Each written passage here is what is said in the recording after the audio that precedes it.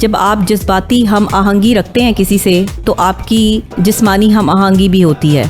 जज्बात ही जो है वो आपको एक दूसरे के करीब लेकर आते हैं, इमोशंस आपको जो है वो एक दूसरे के करीब आने पे मजबूर करती हैं। और अगर इमोशंस ही ना हो, जज्बाती वाबस्तगी ही ना हो, तो फिर आप जो है वो फिजिकली तौर पे भी अटैचमेंट नहीं रख पाते।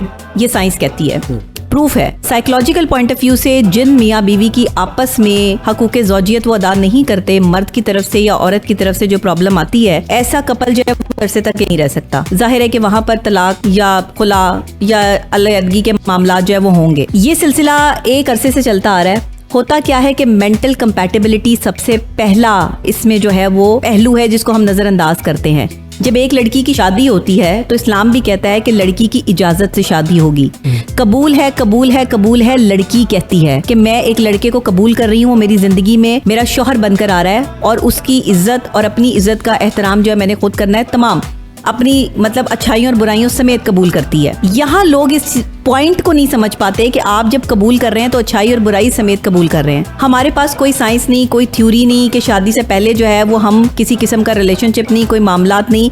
बहुत सारी शादियां जो हैं वो बाद में पता चलती हैं जब इंसान की शादी हो जाती है कि शौहर या बीवी एक दूसरे के कंपैटिबल भी हैं कि नहीं, एक दूसरे की जिनसी वाबस्तगी भी उनके साथ हो सकती है या नहीं। एक मियाँ बीवी का रिलेशन इससे आगे कुछ नहीं है।